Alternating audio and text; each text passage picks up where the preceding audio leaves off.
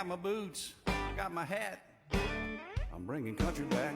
Hey guys, welcome back to the channel where I share tips and tricks on how to make a profit from thrifting. While I did get a lot of positive feedback from my last video, I also got a lot of negative feedback saying that YouTubers like me were kind of ruining typical sourcing for people. The more people that drink from the same watering hole, the less water there is to go around, and I completely understand that. And while there's Facebook groups and other methods for you to actually learn how to do thrifting and share the same information that I am in a video format, I came up with a better idea to go ahead and find some alternative methods for thrifting. So I thought about it, and I thought about it, and I thought about it, and then after thinking about it for a few hours, it dawned on me. There is an alternative method for sourcing that I don't think anybody's really thought of. So without further ado, today I'm going to talk about the alternative sourcing method of arcades. Now you might be thinking to yourself, how can an arcade even be a source of inventory considering they're just casinos for kids? Well, let me go ahead and explain. So recently in my area, a new arcade opened up where they just have a small arcade and it's mostly just mini golf, and they have a couple small bowling lanes. They do have a game there that is called Whack and Win. Basically, the whole goal is to get the light to hit the top. But at this arcade, there was two key factors that led it to me being able to profit off of this game.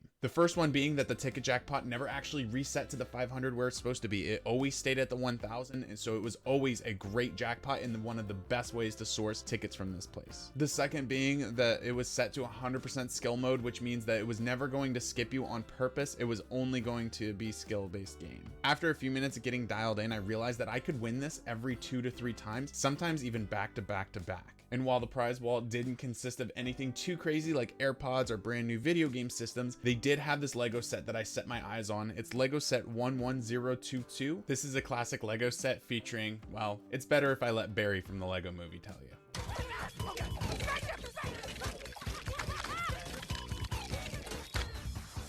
So here's the plan. Step 1, acquire a $50 game card. This is a $70 Lego set, so I figure if I can win it for 50 bucks, that's a $20 profit if I'm able to flip it on Facebook Marketplace or somewhere else local. On top of that, the game was only $1 to play per game. So at 17,250 tickets, it would only take us a minimum of $18 to win it if we hit the jackpot every time. Accounting for mess ups in between, I was thinking that we'd probably end up somewhere in the $25 to $30 range of getting a $70 Lego set to resell. Step 3, of course, was to turn in our tickets and see if we could go ahead and win that Lego set for less than it's worth. Let me go ahead and take you in the arcade with me so I can show you what the game exactly looks like, and then on top of that, show you a couple of jackpots that I won.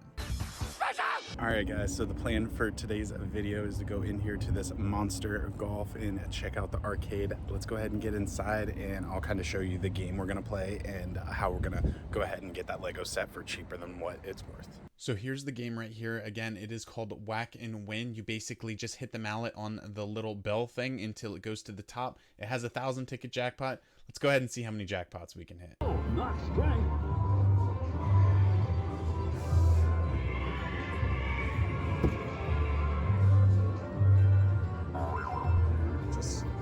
Just a little too hard. Landed at the top.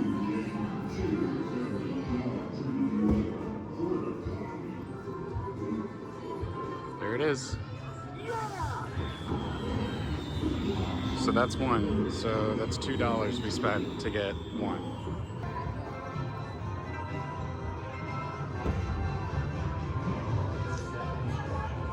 Just win the little lady a prize.